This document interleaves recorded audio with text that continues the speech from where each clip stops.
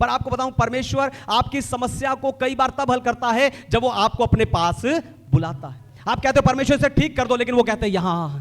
आप कहते हो परमेश्वर उसे चंगा कर दो, लेकिन यीशु कहते हैं यहां। आप कहते हो परमेश्वर से बदल दे, लेकिन यीशु कहते हैं यहां आ। मैं ये नहीं कह रहा हूं कि आप परमेश्वर के पास नहीं है, मैं ये कहना चाहता हूं कि परमेश्वर आपको उसके और पास बुला रहा है।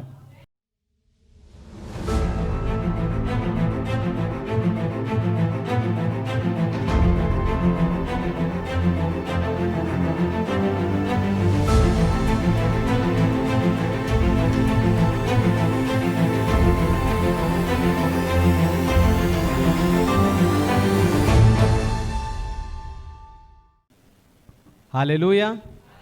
तो आए आज के वचन में चले, पवित्र शास्त्र बाइबल से आज का संदेश सुने। आज का संदेश है आपका यू टर्न आ रहा है। आपका यू टर्न आ रहा है। क्या आपने कभी गाड़ी चलाते समय अचानक से यू टर्न लिया है? यू टर्न का अर्थ होता है दिशा बदलना। यू टर्न का अर्थ होता है दिशा बदलना। हम सब जानते हैं कि अगर हम उल्टी दिशा में जाते रहें, चाहे जितनी मर्जी स्पीड से जा रहे हो, कभी भी अपनी मंजिल पर पहुंच नहीं सकते। इसीलिए जीवन में हमें कई बार यू टर्न लेने की जरूरत पड़ती है। सिर्फ बाहर सड़क पर नहीं, किसी चौराहे पर नहीं, किसी ट्रैफिक लाइट्स पर नहीं, पर अपने विश्वास में भी, पर अपने रिश्तों में भी, पर अपनी सोच में भी हमें यू टर्न लेने की जरूरत पड़ती है। लेकिन समस्या यह है कि आप तेजी से आगे जाने के चक्कर में रास्ता बदलने की आवाज को भूल जाते हो। एक भाई था, उसकी पत्नी का जन्मदिन था, उसने फूल खरीदे, केक लिया और बाहर डिनर करने का प्लान बनाया। लेकिन उसकी पत्नी खुश नहीं दिख रही थी। पति ने पूछा, क्या तुम नाराज हो? मैंने तो सारा इंतजाम किया तुम्हारे जन्मदिन के लिए, मैं भूला नहीं हूं। पत्नी ने मुस्कुराते हुए कहा, मैं नाराज नहीं हूं, लेकिन मैं चाहती हूं कि हमारा रिश्ता सिर्फ एक दिन नहीं पर पूरा साल अच्छा होना चाहिए। फूल अच्छे हैं, केक अच्छे हैं, पर रोज आपस में बातचीत करना चाहिए, रोज एक दूसरे के साथ समय बिताना चाहिए। फूल अच्छे हैं, केक अच्छा है, लेकिन रोज अपनी जिम्मेवारी उठानी चाहिए। फूल अच्छे हैं, केक बढ़िया है, लेकिन रोज एक दूसरे का ध्यान रखना चाहिए। असल में आपका यू टर्न आपके रिश्तों की चाबी है। हालेलुया। आपका यू टर्न आपके रिश्तों की चाबी है। रिश्ते में जिम्मेवारी निभाना जरूरी है। रिश्ते में जिम्मेवारी को निभाना जरूरी है। इसीलिए बाइबल में माता पिता और बच्चों के लिए, पति और पत्नी के लिए, दास और स्वामी के लिए, सरकार और नागरिक के लिए, पास्टर और कलीसिया के लिए जिम्मेवारियां लिखी गई हैं। क्योंकि एक दिन मनाने से आपके बाकी दिन की गैर जिम्मेदारियों की खाई नहीं भरती। हालेलुया। एक दिन मनाने से, यानी एक रिश्ता जो है उसका एक दिन मनाने से, है ना, कोई एनिवर्सरी, कोई बर्थडे मनाने से गैर जिम्मेवारी जो पूरा साल आप करते हैं उसे भूला नहीं जा सकता। यानी रिश्ते में आपको ध्यान रखना चाहिए कि आपकी बातों से, आपके कामों से या आपके बर्ताव से दूसरों पर क्या प्रभाव आता है। हालेलुया। दोबारा सुनिए, ध्यान सुनिए। रिश्ते में आपको ध्यान रखना चाहिए कि आपकी बातों से, आपके कामों से, आपके बर्ताव से दूसरों की जिंदगी पर क्या प्रभाव आता है। प्रेम सिर्फ एक भावना नहीं है, काम है। हालेलुया। प्रेम सिर्फ एक भावना नहीं है, काम है। जैसे भाई लोग बाहर जाके काम करते हैं, जैसे बहनें घर में काम करती हैं। प्रेम सिर्फ एक भावना नहीं है, काम है। यूहन्ना 3:16 में यही लिखा है कि परमेश्वर ने इस जगत के प्रति अपने प्रेम के लिए अपना इकलौता बेटा दे दिया। परमेश्वर ने अपने प्रेम को, हमारे लिए अपने प्रेम को भावना तक सीमित नहीं रखा, पर परमेश्वर ने उसके अनुसार काम किया। इसीलिए आपकी जिम्मेवारी है कि जो लोग आपसे प्यार करते हैं, अपने कामों के द्वारा आपको उन्हें अपना प्रेम दिखाना चाहिए। यानी आपको दिशा बदलने की जरूरत पड़ेगी। हालेलुया। अपने रिश्तों को बना के रखने के लिए आपको दिशा बदलने की जरूरत पड़ेगी। इसीलिए आज मैं आपको यू टर्न लेने के लिए उत्साहित करने जा रहा हूं। लेकिन उससे पहले मैं चाहता हूं कि दुनिया भर से जितने विश्वासी आत्मिक उत्साह की सभा के संदेश को इंटरनेट और टीवी के द्वारा सुनते हैं, हम जोरदार ताली से उनका स्वागत करें।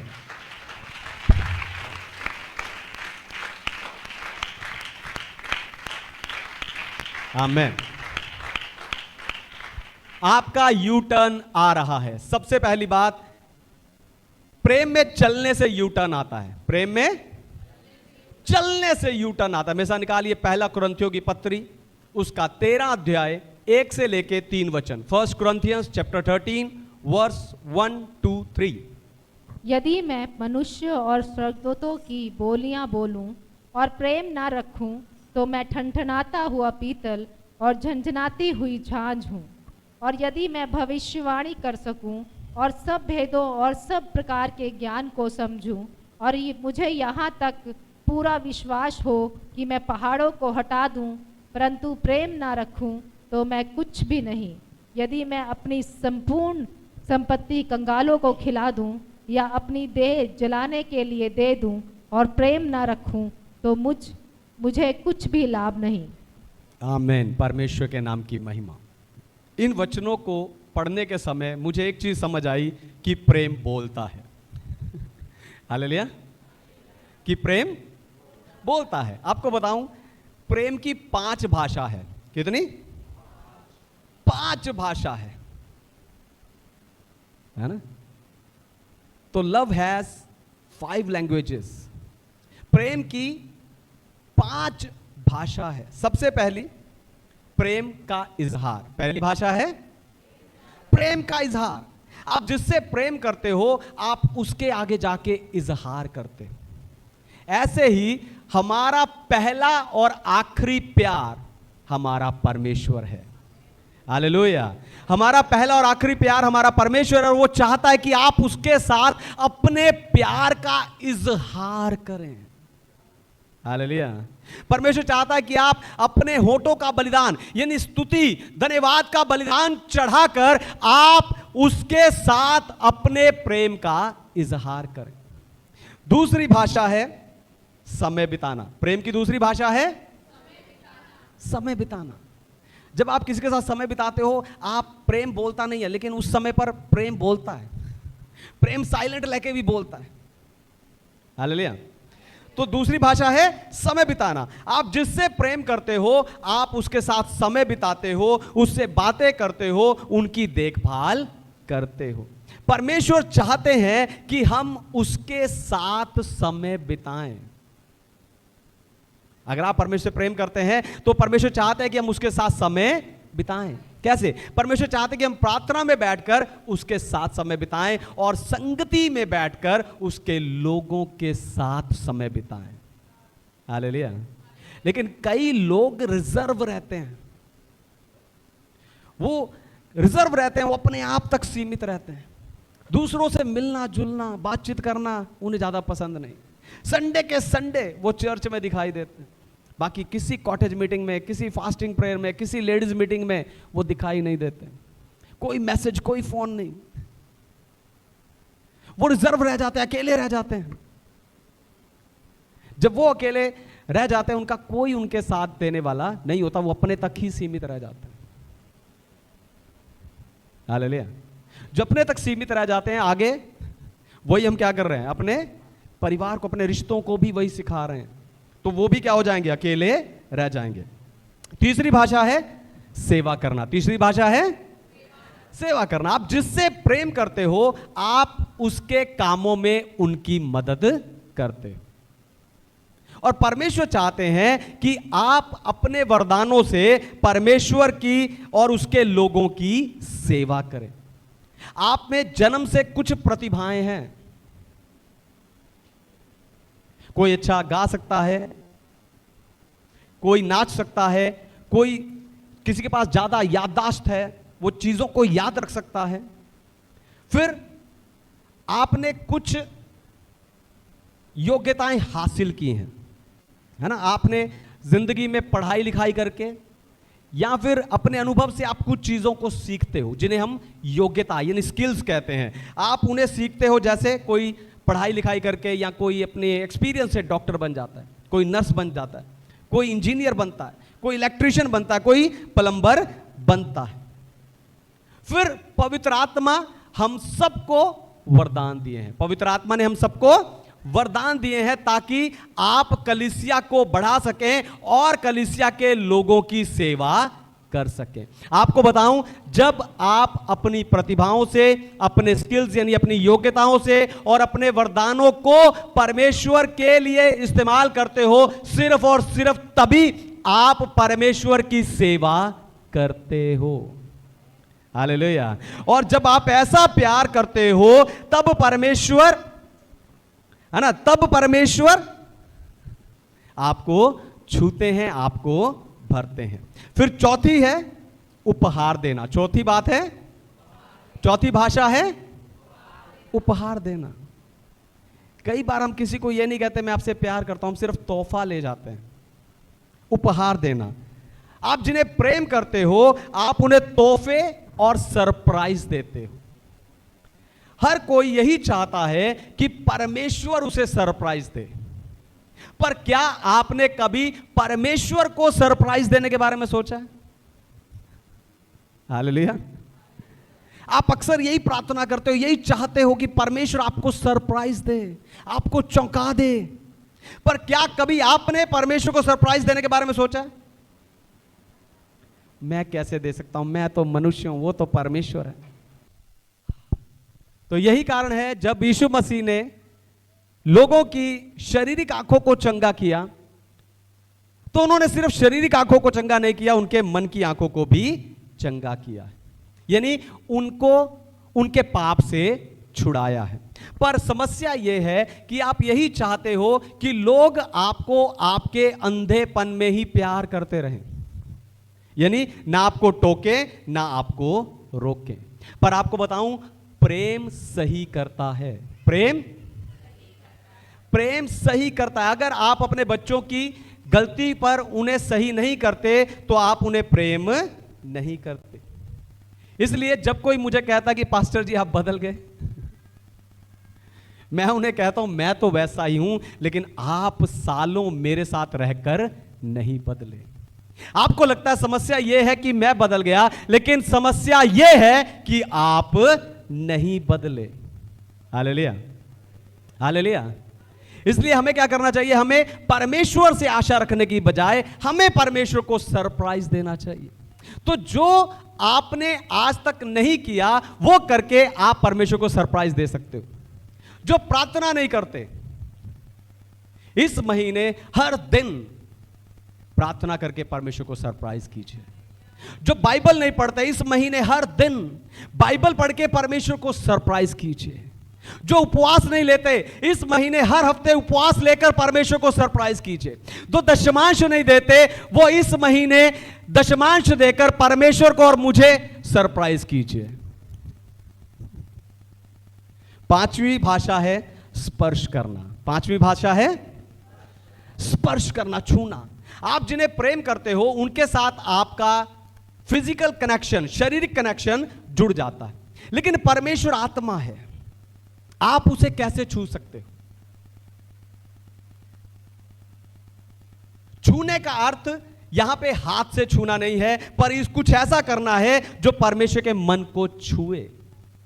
यानी आप अपने हाथों, अपने पैरों, अपने होठों का इस्तेमाल करके परमेश्वर की आराधना करें। हालेलुया। आप अपने हाथों से, अपने पैरों से, अपने होठों से इस्तेमाल करके उसे परमेश्वर की आराधना करें। जब आप ऐसा करते हो तब परमेश्वर आपके मन को छूते हैं, आप परमेश्वर के मन को छूते हो और परमेश्वर आपको छूते हैं। हालेलुया।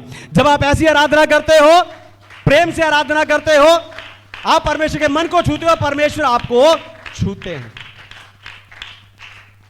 लेकिन मरकुस 3 अध्याय में हम एक ऐसे व्यक्ति को देखते हैं जो चर्च में बैठा है, लेकिन वो आपकी तरह ताली बजाकर आराधना नहीं कर सकता। आगे बताता हूं, 2 और 3 वचन में उसके बारे में बताता हूं। आपका यू टर्न आ रहा है। दूसरी बात, वातावरण के बदलने से यू टर्न आता है। वातावरण के बदलने से यू टर्न आता है। हमेशा निकालिए मरकुस रचित सुसमाचार उसका 3 अध्याय 1 और 2 वचन। Gospel of Mark chapter 3 verse 1 and 2। वह फिर आराधनालय में गया। वहां एक मनुष्य था जिसका हाथ सूख गया था, और वे उस पर दोष लगाने के लिए उसकी घात में लगे हुए थे कि देखें वह शब्द के दिन उसे चंगा करता है कि नहीं। आमीन। परमेश्वर के नाम की महिमा। तो जब यीशु आराधनालय में थे तो वहां एक व्यक्ति था जिसका हाथ सूखा हुआ था। वो ताली बजाकर आपकी तरह आराधना नहीं कर सकता, उसका हाथ सूखा हुआ है, यानी उसका हाथ वैसे काम नहीं कर रहा जैसे स्वाभाविक हाथ काम करता है। ऐसा नहीं है कि उसका हाथ अभी सूख रहा है, उसका हाथ सूख चुका है। वो चर्च में है लेकिन उसकी जिंदगी में कुछ सूख रहा है। वो गीत गा रहा है लेकिन कुछ सूख रहा है। वो हर हफ्ते बाइबल की पहली 5 किताबें जो मूसा द्वारा लिखी गई हैं उनमें से प्रचार सुनता है, लेकिन उसकी जिंदगी में कुछ सूख रहा है। ऐसा इसलिए होता है क्योंकि आप चर्च के वातावरण में तो होते हो लेकिन नकल किसी दूसरे की कर रहे होते हो। हालेलुया। आप चर्च में तो होते हो लेकिन नकल आप किसी दूसरे की कर रहे होते हो। पर आपको बताऊं, नकल करके आप थोड़े समय के लिए तो खुद को अच्छा महसूस करवा सकते हो, लेकिन बाद में वो दर्द फिर वापस आ जाता है। लेकिन आज ऐसा नहीं होगा, क्योंकि आज इस आराधनालय में प्रभु यीशु मसीह आया है। हालेलुया। आज इस आराधनालय में प्रभु यीशु मसीह आया है, और जब प्रभु यीशु मसीह आता है वो आपको नकल के वातावरण से निकाल के बदलाव के वातावरण में लेकर जाता है। Hallelujah, hallelujah. जब यीशु सच में आपकी जिंदगी में आता है तो आपको नकल के वातावरण से निकाल के बदलाव के वातावरण में लेकर जाता है। लेकिन उस आराधनालय में इस सूखे हाथ वाले व्यक्ति के साथ और लोग भी बैठे थे, और उन लोगों के बीच में फरीसी बैठे थे जो ये देख रहे थे कि सब्त के दिन यीशु मसीह उस सूखे हाथ वाले व्यक्ति को चंगा करता है या नहीं, ताकि वो उसको दोषी ठहरा सकें। फरीसी एक तरह से चर्च पुलिस का काम करते थे। चर्च पुलिस, उन्हें लगता था कि वो परमेश्वर की और उसके आदर्शों की रक्षा करते हैं, इसीलिए वो घूमते रहते थे और लोगों को देखते रहते थे। उन्होंने इस सूखे हाथ वाले व्यक्ति को हर हफ्ते चर्च में देखा होगा, लेकिन इसके सूखे हाथ ने उसके ऊपर, उनके मन पर कोई प्रभाव नहीं डाला। लेकिन जैसे ही आराधनालय में यीशु आया, उनका मन दोष ढूंढने के लिए प्रभावित हो गया। आपको बताऊं, उन दिनों अगर आपका हाथ खराब है, अगर आपका हाथ काम नहीं कर रहा, तो आप कमाई भी नहीं कर सकते, क्योंकि उस समय पर ज्यादा मशीनें नहीं होती थी और ज्यादातर काम हाथों से ही होते थे। इसीलिए हम कह सकते हैं कि उस व्यक्ति के ऊपर आर्थिक बोझ होगा, वो भावनात्मक रूप से भी पीड़ा में होगा। अपाहिज होने के कारण, है ना, वो शारीरिक पीड़ा में, दुख में खुद को असहाय महसूस कर रहा होगा। फरीसी उस व्यक्ति को और उसकी सारी मुश्किलों को जानते थे, लेकिन वो सब्त के लिए लड़ रहे थे। हालेलुया। वो उस व्यक्ति को जान रहे थे, उसकी मुश्किलों को जान रहे थे, लेकिन वो सब्त के लिए लड़ रहे थे। पर यीशु ने उस सूखे हाथ वाले से कहा, यहां आ। हालेलुया। वो लड़ने दो, जो लड़ रहे हैं सब्त के लिए, चंगा करता नहीं चलता, उनको लड़ने दो। लेकिन यीशु मसीह ने सूखे हाथ वाले से कहा, यहां आ। यीशु ने यह नहीं कहा यहां आ मैं तुझे छुड़ाऊंगा। यीशु ने यह भी नहीं कहा यहां आ मैं तुझे चंगा करूंगा। यीशु ने यह भी नहीं कहा यहां आ, जैसा तेरा हाथ पहले था मैं वैसा कर दूंगा, नहीं। पर यीशु ने सिर्फ उसे कहा यहां आ। क्यों? क्योंकि वो पास आने के लिए बुलाहट थी। हालेलुया। क्योंकि वो परमेश्वर के पास आने की बुलाहट थी। कई बार परमेश्वर आपकी समस्याओं को उसके पास बुला के दूर करता है। Hallelujah, hallelujah. आज कई लोग घर में बैठे होंगे, प्रार्थना कर रहे होंगे कि प्रभु मुझे छुड़ा कि मैं अगले संडे चर्च जाऊं। सिर्फ हमारे चर्च की बात नहीं कर रहा हूं, और भी विश्वासियों की बात कर रहा हूं। कई लोग घर में बैठे होंगे, पर आपको बताऊं, परमेश्वर आपकी समस्या को कई बार तब हल करता है जब वो आपको अपने पास बुलाता है। आप कहते हो परमेश्वर इसे ठीक कर दो, लेकिन वो कहते हैं यहां। आप कहते हो परमेश्वर उसे चंगा कर दो, लेकिन यीशु कहते हैं यहां। आप कहते हो परमेश्वर इसे बदल दे, लेकिन यीशु कहते हैं यहां आ। मैं ये नहीं कह रहा हूं कि आप परमेश्वर के पास नहीं है, मैं ये कहना चाहता हूं कि परमेश्वर आपको उसके और पास बुला रहा है। हालेलुया। परमेश्वर आपको उसके और पास बुला रहा है, क्योंकि कई समस्याएं सिर्फ तब जाती हैं जब आप परमेश्वर के और पास आते हो। आपको बताऊं, कई बार परमेश्वर समस्या को इस्तेमाल करता ताकि दूरी की समस्या को खत्म कर सके। हालेलुया। परमेश्वर कई बार समस्याओं को इस्तेमाल करता ताकि दूरी की समस्या को खत्म कर सके। आपको बताऊं, यानी आपकी समस्या जो है उनका कारण, कई आपकी समस्याओं का कारण सिर्फ दूरी है। हालेलुया। आपकी कई समस्याओं का कारण सिर्फ दूरी है। समस्या आने पर आप जितनी दूरी बनाते हो उतनी बड़ी रिश्तों में खाई होती जाती है। हालेलुया। आपकी कई समस्याओं का कारण सिर्फ दूरी है, और समस्या आने पर आप जितनी दूरी बनाते जाते हो उतनी जो है रिश्तों में खाई बनती जाती है। हालेलुया। दूसरों का मुझे पता नहीं, आपके साथ जो दूसरा है, आपके सामने जो दूसरा है, आपके अपोजिट जो दूसरा है, दूसरे का मुझे पता नहीं, लेकिन आप अगर एक बार उन्हें फोन कर लेते, अगर आप एक बार उन्हें मैसेज कर लेते, अगर आप एक बार उनका हाल चाल पूछ लेते, अगर आप एक बार उनके घर विजिट कर लेते, तो यह रिश्ता बच सकता था। हालेलुया। वो खाई भर सकती थी, वो बड़ी नहीं होती अगर आप एक बार पहल कर लेते। हालेलुया। असल में परमेश्वर चाहता है कि आप उसके और पास आएं। क्यों? ताकि आप और अच्छी प्रार्थना कर सकें, ताकि आप और गहराई से वचन को पढ़ सकें और सुन सकें, ताकि आप और मजबूती से उपवास कर सकें, ताकि आप और ईमानदारी से सेवा कर सकें। क्योंकि जब आप परमेश्वर के पास आते हो, तब परमेश्वर आपकी जिंदगी में जो कुछ सूखा है उसे फिर से हरा कर देता है। Hallelujah, hallelujah. आपका यू टर्न आ रहा है। तीसरी बात, आज्ञा मानने से यू टर्न आता है। आज्ञा मानने से यू टर्न आता है। मेरे साथ निकालिए मरकुस रचित सुसमाचार 3 अध्याय 3 से 5 वचन। Gospel of Mark chapter 3 verse 3, 4 and 5। उसने सूखे हाथ वाले मनुष्य से कहा, बीच में खड़ा हो। और उसने कहा, क्या शब्द के दिन भला करना उचित है या बुरा करना, प्राण को बचाना या मरना? पर वे चुप रहे। उसने उनके मन की कठोरता से उदास होकर उसको क्रोध से चारों ओर देखा और उस मनुष्य से कहा, अपना हाथ बढ़ा। उसने बढ़ाया और उसका हाथ अच्छा हो गया। आमीन। परमेश्वर के नाम की महिमा। तो यीशु ने उस सूखे हाथ वाले व्यक्ति से कहा, यहां आ, बीच में खड़ा हो जा। और सभा से, सारी सभा से पूछा, क्या शब्द के दिन भला करना उचित है या बुरा, क्या बचाना या मारना?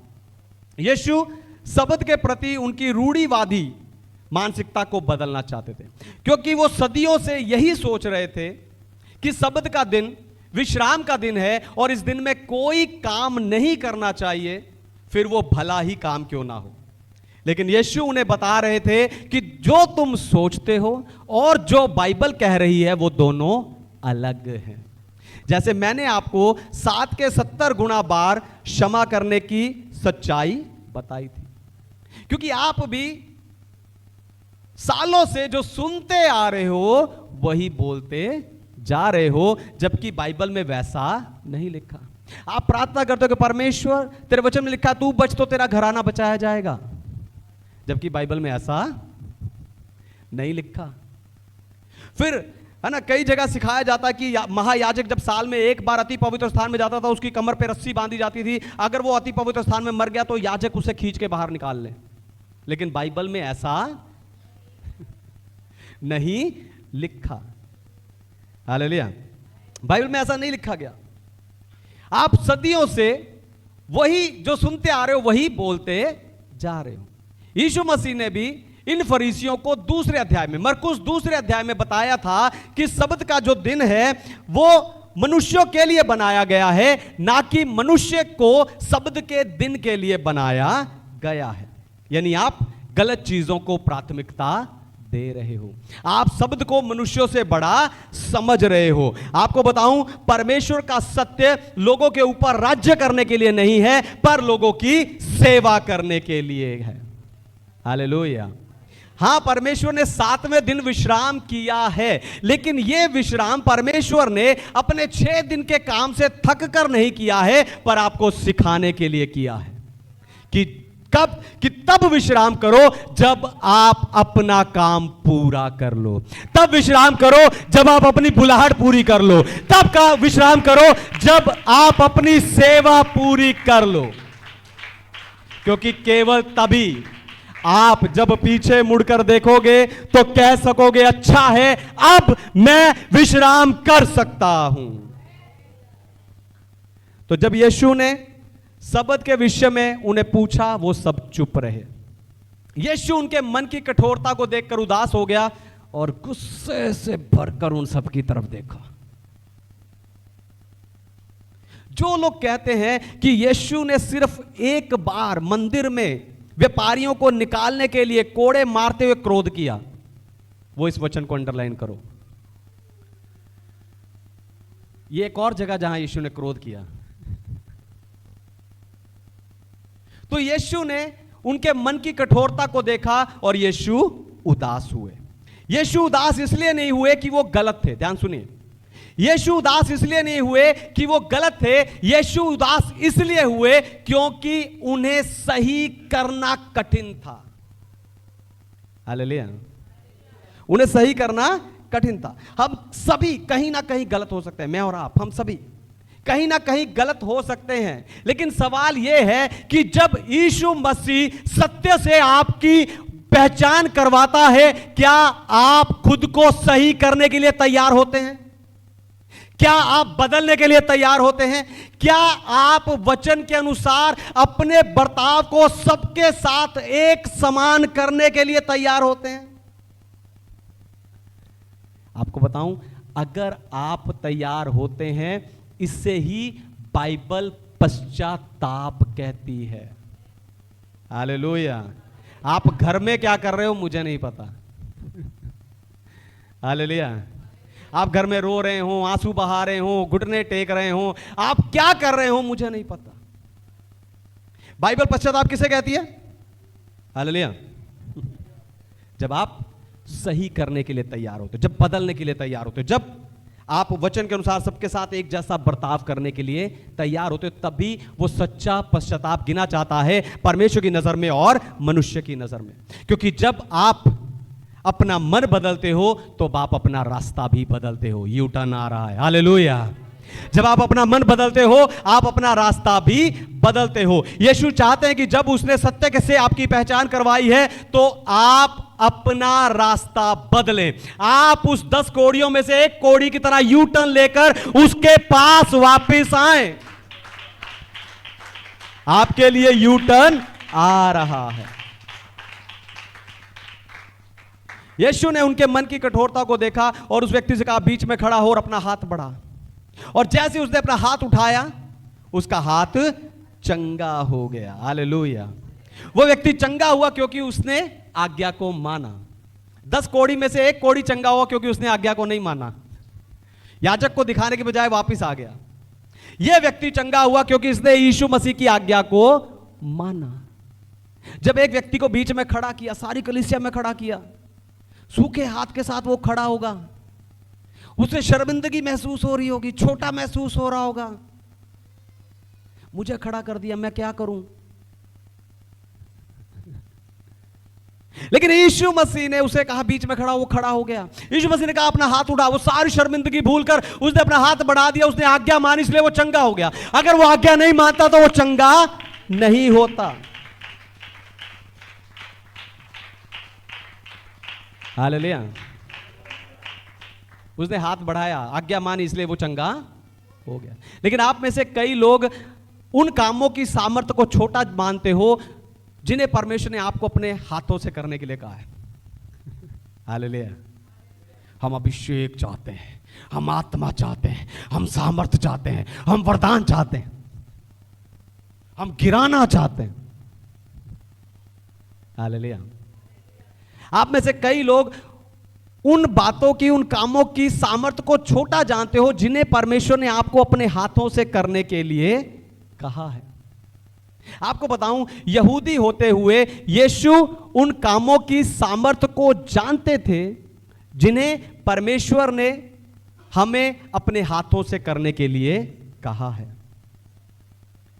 इसलिए मैं दुनिया भर के प्रचारकों की तरफ से आज आपसे क्षमा चाहता हूं, जो इंटरनेट पर, टीवी पर देख रहे हैं, आपसे भी क्षमा चाहता हूं, क्योंकि उन प्रचारकों ने हाथ उठा के प्रार्थना करने के बारे में, हाथों को सेवा में लगाने के बारे में, हाथों को पाप से दूर रख के पवित्र रखने के बारे में तो सिखाया है, लेकिन उन्होंने भजन संहिता 47 अध्याय का एक वचन को अनदेखा किया है, जहां लिखा है, हे जाति जाति के सब लोगों तालियां बजाओ। हालेलुया। हे जाति जाति के सब लोगों तालियां बजाओ। और यहां इस वचन में ताली बजाने का अर्थ है, ध्यान से सुनिए, यहां इस वचन में भजन संहिता 47 का 1 में इस वचन में ताली बजाने का अर्थ है उद्देश्यपूर्ण प्रहार करना। हालेलुया। उद्देश्यपूर्ण प्रहार करना। जैसे आप दीवार में कील लगाने के उद्देश्य के साथ हथौड़े से प्रहार करते हो। हालेलुया। जैसे आप कील ठोकने के लिए हथौड़े को उद्देश्यपूर्ण मारते रहते हो।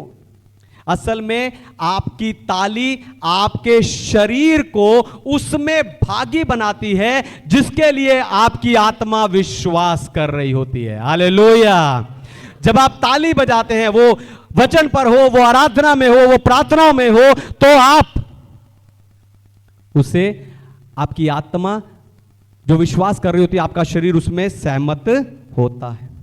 आपको बताऊं, आपकी ताली जश्न है उसके लिए जो परमेश्वर ने किया था। आपकी ताली प्रशंसा है उसके लिए जो परमेश्वर कर रहा है।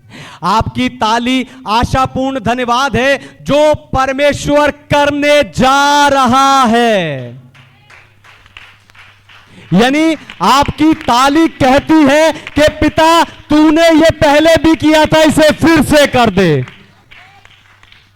ताली आपके लिए सिर्फ आवाज हो सकती है, आपके लिए शोर हो सकती है, लेकिन परमेश्वर के लिए वो फिर से करने की प्रार्थना है। आपकी जिंदगी में जो सूखा उसे हरे बनाने की प्रार्थना है। आपकी जिंदगी के यू टर्न की प्रार्थना है। आंखें बंद कीजिए, प्रभु का धन्यवाद कीजिए।